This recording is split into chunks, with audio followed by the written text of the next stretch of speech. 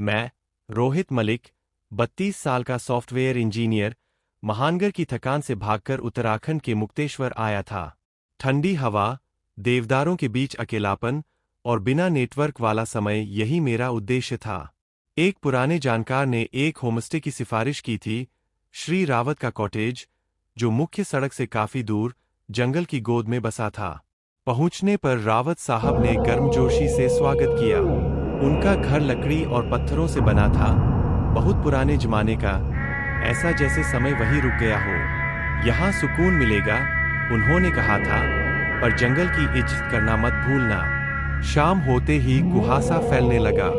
दूर से किसी बाघ के गुर्राने जैसी आवाज आई, लेकिन रावत साहब ने कहा, यहाँ असली खतरा जानवर नहीं है। दूसरी सुबह मैंने देखा, घर के पीछे एक पुराना पगडंडी जैसा रास्ता जंगल की ओर जाता था, झाड़ियों से ढका, मानो उसे जानबूझकर भुला दिया गया हो।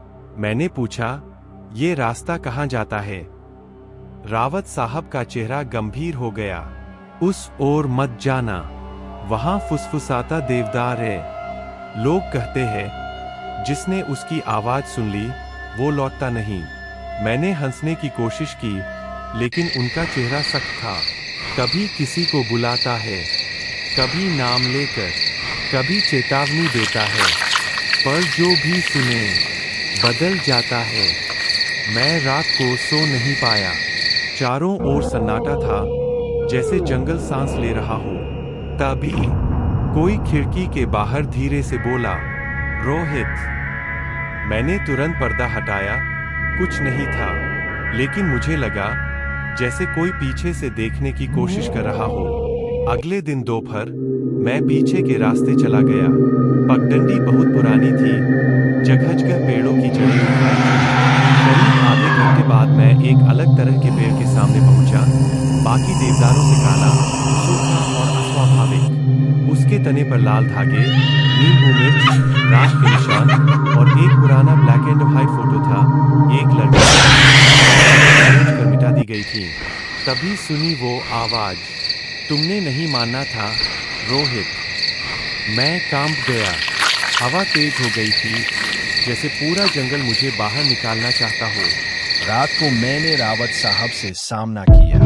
वो फोटो किसकी थी? मैंने पूछा। वो चुप रहे, फिर बोले, मेरी बेटी नंदिता 10 साल पहले गायब हुई थी, उसी रास्ते गई थी। हम ढूंढते रहे, पुलिस, खोजी दल, कुछ नहीं मिला। बाद में गांव वालों ने कहा, देवदार ने उसे बुलाया था। मैंने कांपते हुए पूछा, पर देवदार कोई इंसान थोड़ी है।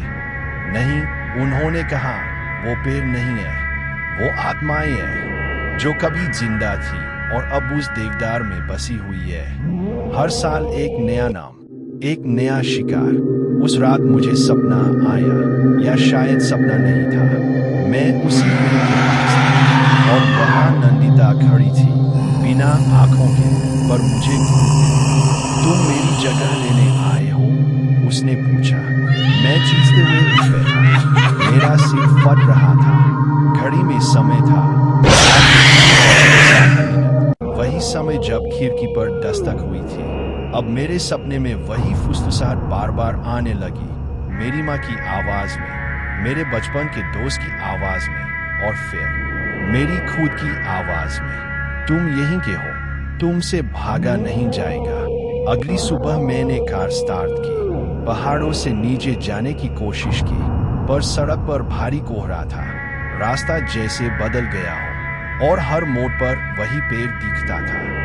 मैंने रावत साहब को कॉल करने की कोशिश की, पर कोई नेटवर्क नहीं था। कुछ घंटों बाद मेरी कार बंद हो गई और पीछे से फिर वही आवाज आई, अब मत भागो रोहित। स्थानीय अखबार की रिपोर्ट, दिल्ली के युवक रोहित मलिक की कार मुक्तेश्वर के जंगलों में लावारिस हालत में मिली।